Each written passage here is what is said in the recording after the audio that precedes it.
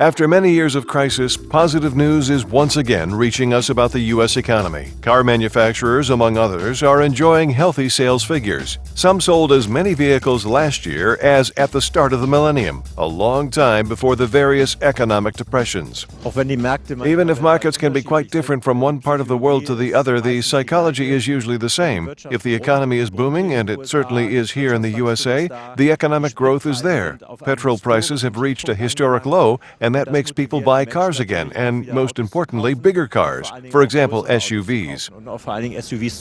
The large SUVs, which have always been so popular in the USA, had hardly been leaving the showroom in recent years, as they were deemed too expensive and thirsty. Now these cars are seeing a renaissance. For VW, this is motivation enough to integrate this type of SUV vehicle into their portfolio as soon as possible. The Cross Coupe GTE prototype shown at the Detroit Auto Show seems to be perfect for the U.S. market. Yes, this is a logical consequence. If you look at the market, more than 50% of the vehicles sold here are SUVs. The Americans call this a crossover because for them, an SUV is a much larger beast on a ladder-type chassis, and pickups too, of course. Those two are infinitely more important here compared to Europe.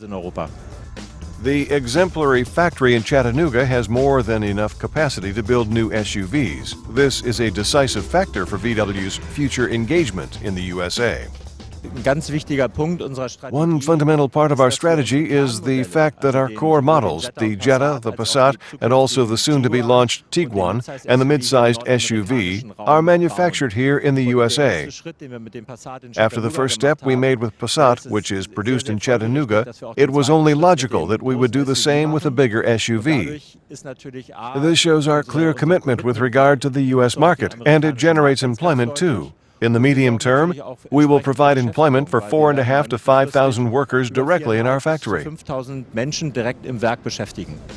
is where it all comes full circle. If you have job security and earn a decent salary, it is easy to buy. Bigger investments, which people were avoiding in recent years, furniture and cars, of course.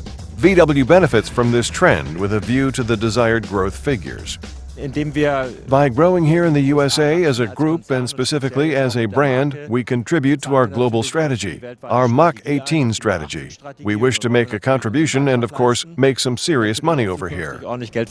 Europe's largest car manufacturer has set itself the goal to become the #1 worldwide by 2018.